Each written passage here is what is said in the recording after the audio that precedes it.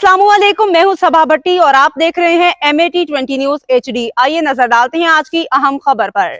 अटक राजी खान हजरू हटिया रोड पे 3 नामालूम अफराद की फायरिंग से एक पुलिस कांस्टेबल फर्ज की राह में शहीद, जबकि एक शदीद जख्मी। थाना हजरू के इलाके बहादुर खान के करीब 2 पुलिस राइडर्स टीमें मोटरसाइकिल्स पे गश्त कना थी।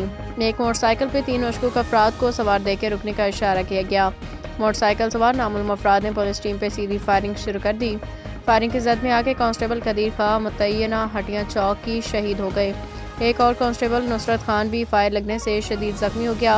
जख्मी कांस्टेबल को फौरी इलाज मालजा के लिए सिविल अस्पताल मुंतकिल किया। 3 नामालूम मोटरसाइकिल सवार हजरू की जानिब मोटरसाइकिल पर फरार हो गए। डिस्ट्रिक्ट पुलिस ऑफिसर अटक डॉक्टर सरदार गयास गुल खां फौरी जाए वक़ा पे पहुंचे। शहीद कांस्टेबल के लिए इंतहाई